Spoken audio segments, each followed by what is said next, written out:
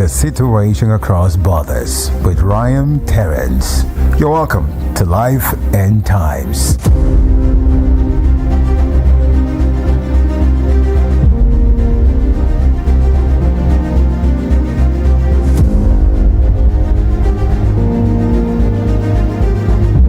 This is about Martin Luther King Jr.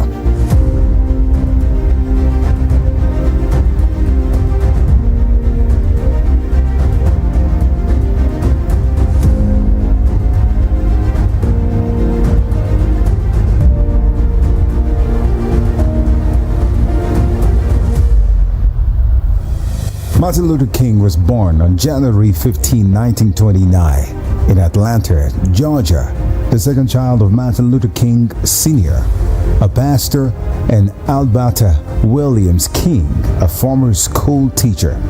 Along with his older sister, Christine, and younger brother, Alfred Daniel Williams, he grew up in a city, Sweet-Auburn neighborhood, then home to some of the most prominent and prosperous African Americans in the country. So Martin Luther King Jr. was a social activist, a Baptist minister who played a key role in the American civil rights movement from the mid-1950s until his assassination in 1968. King sought equality and human rights for African Americans and all victims of injustice through peaceful protests. He was the driving force behind watershed events such as the Montgomery bus boycott, the 1963 March on Washington, which helped bring about such landmark legislation as the Civil Rights Act and the Voting Rights Act.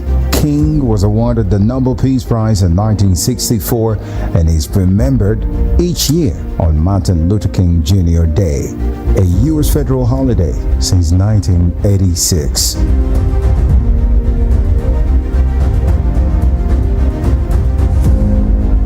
A gifted student, King attended segregated public schools and at the age of 15 was admitted to Morehouse College, the alma mater of both his father and the maternal grandfather, where he studied medicine and law. Although he had not intended to follow his father's footsteps by joining the ministry, he changed his mind under the mentorship of Morehouse's president, Dr. Benjamin Mays, an influential theologian and outspoken advocate for racial equality.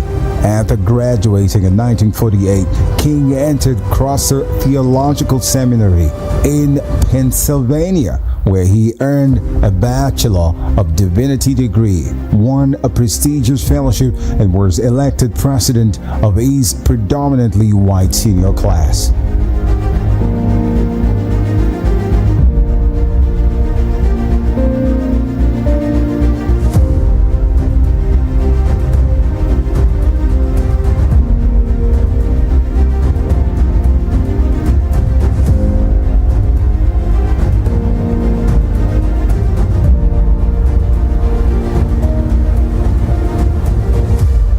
Then enrolled in a graduate program at Boston University, completing his coursework in 1953 and earning a doctorate in systematic theology 2 years later.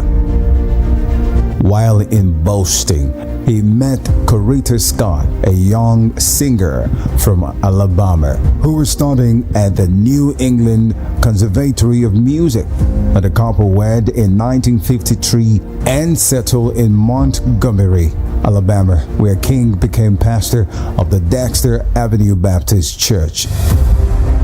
The Kings had 4 children: Yolanda Denise King, Martin Luther King III, Dexter Scott King, and Bernice Albertine King.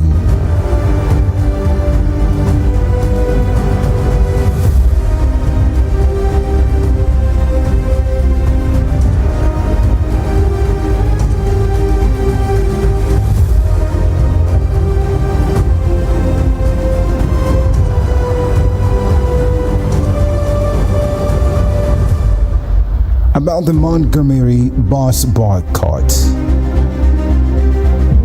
The King family had been living in Montgomery for less than a year when the highly segregated city became the epicenter of the burgeoning struggle for civil rights in America, galvanized by the landmark Brown v. Board of Education decision of 1954.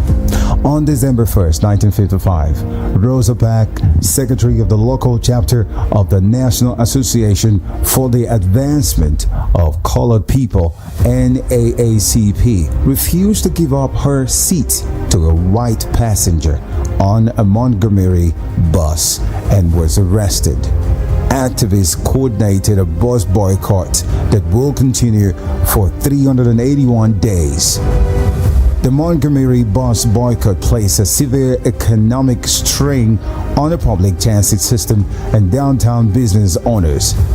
They chose Martin Luther King Jr. as a protest leader and the official spokesman.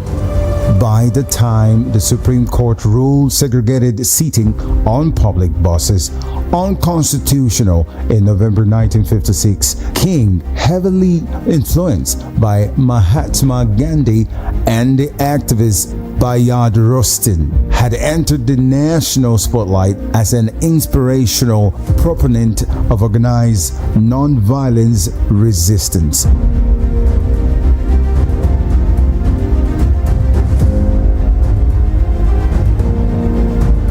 King had also become a target for white supremacists who firebombed his family home that January. On September 20th, in 1958, Ijeoma Curry walked into a Harlem department store where King was signing books and asked, "Are you Martin Luther King?" When he replied yes, she stabbed him in the chest with a knife. King survived, and the attempted assassination only reinforced his dedication to non-violence. The experience of these last few days has deepened my faith in the relevance of the spirit of nonviolence if necessary social change is peacefully to take place. The Southern Christian Leadership Conference. Emboldened by the success of the Montgomery bus boycott in 1957, he and other civil rights activists, most of them fellow ministers, founded the Southern Christian Leadership Conference, the SCLC, a group committed to achieving full equality for African Americans through nonviolent protests. The LCLC motto was, "Not one hair of one head of one person shall be harmed." King will remain at the helm of his influential organization until his death.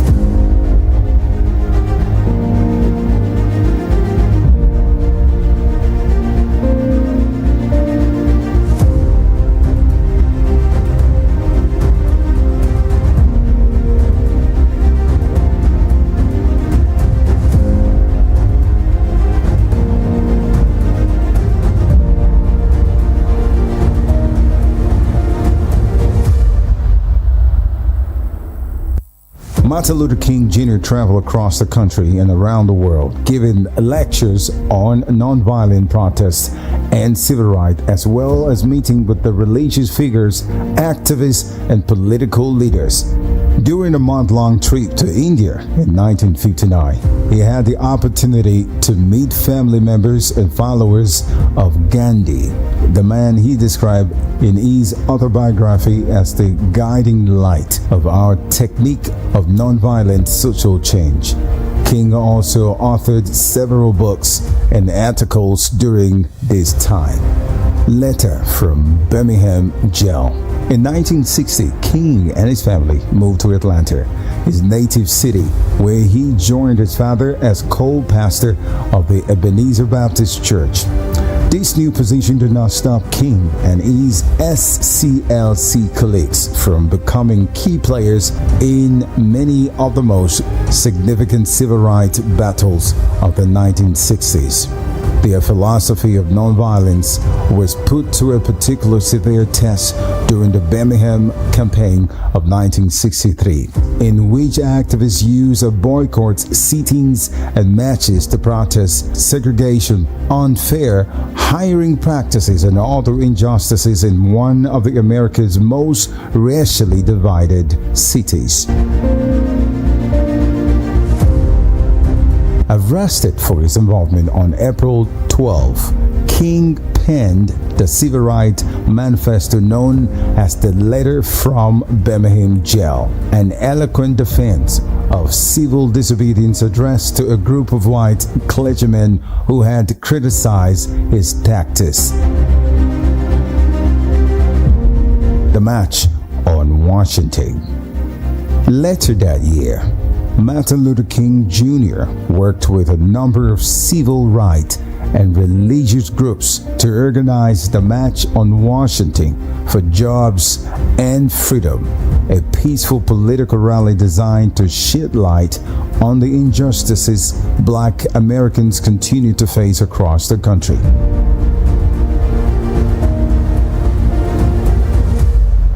Held on August 28 and attended by some 200,000 to 300,000 participants, the event is widely regarded as a watershed moment in the history of the American civil rights movement and a factor in the passage of the Civil Rights Act of 1964.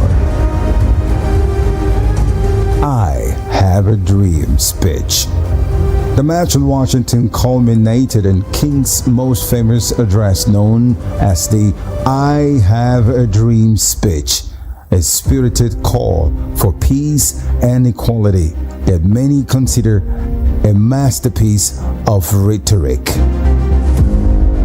Standing on the steps of the Lincoln Memorial, a monument to the president who a century earlier had brought down the institution of slavery in the United States, he shared his vision of a future in which this nation will rise up and live out the true meaning of his creed.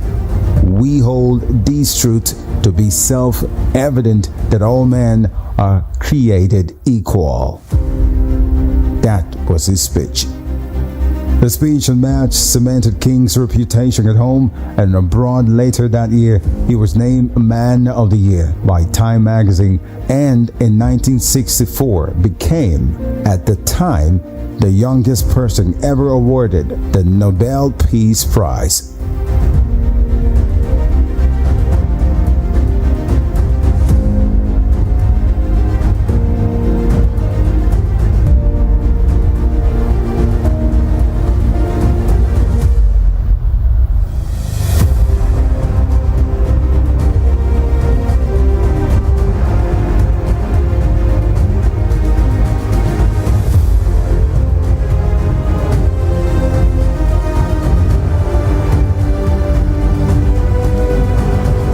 In the spring of 1965, King's elevated profile drew international attention to the violence that erupted between white segregationists and peaceful demonstrators in Selma, Alabama, where the SCLC and the Student Nonviolent Coordinating Committee, SNCC, had organized a voter registration campaign. Captured on television, the brutal scene outraged many Americans and inspired supporters from across the country to gather in Alabama and take part in the Selma to the Montgomery March, led by King and supported by President Lyndon B. Johnson, who sent in federal troops to keep the peace. That August, Congress passed the Voting Rights Act, which guaranteed the rights to vote, first awarded by the 15th Amendment to all African Americans. The assassination of Martin Luther King Jr. The event in Selma deepened in growing rift between Martin Luther King Jr. and young radicals who repudiated his nonviolent methods and commitment to working within the established political framework. as more militant black leaders such as Stokely Chemical rose to prominence. King broadened the scope of his activism to address issues such as the Vietnam War and poverty among Americans of all races. In 1967, King and the SCLC embarked on an ambitious program known as the Poor People's Campaign, which was to include a massive march on the Capitol.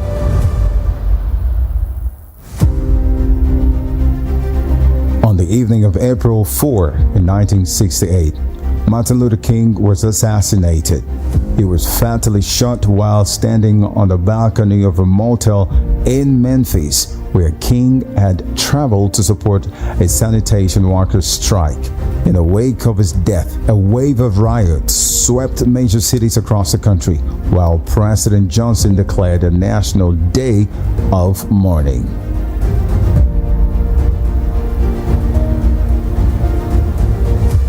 James Earl Ray, an escaped convict and known racist, pleaded guilty to the murder and was sentenced to 99 years in prison.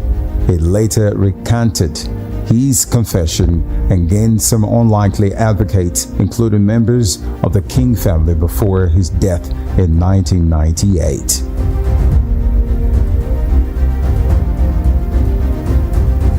After years of campaigning by activists, members of Congress encouraged Scott King, the wife, among others. In 1983, President Ronald Reagan signed a bill creating a U.S. federal holiday in honor of King. Observed on the third Monday of January, Martin Luther King Day was first created in 1986.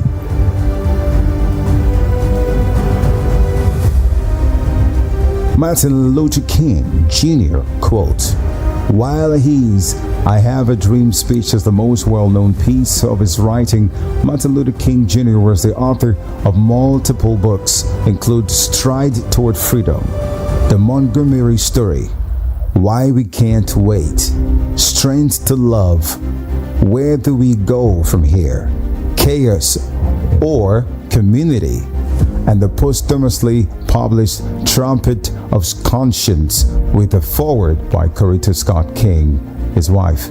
Here are some of the most famous Martin Luther King Jr. quotes. "Injustice anywhere is a threat to justice everywhere. Darkness cannot drive out darkness, only light can do that. Hate cannot drive out hate, only love can do that. The ultimate measure of a man is not where he stands, a moment of comfort and convenience, but where he stands at times of challenge and controversy.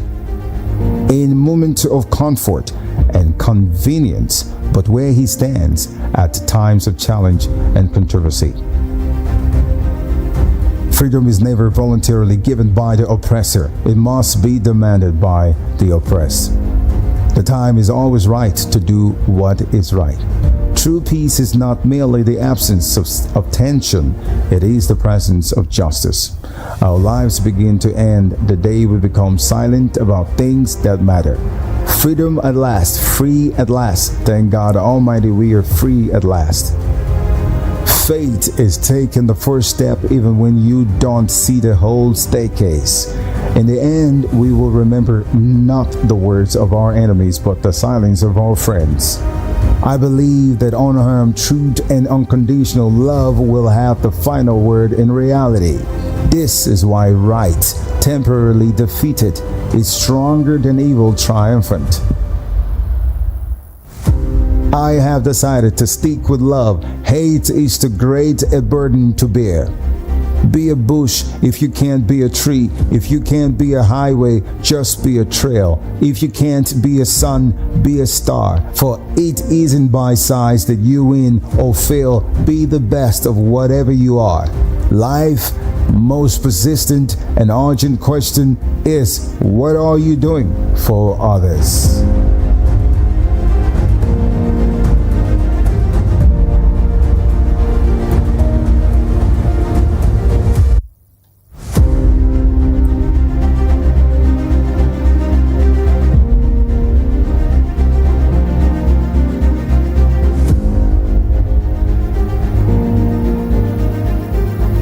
Situation across borders. Life and Times Radiomentary is produced by Ryan Terrence and Shegun Akinola.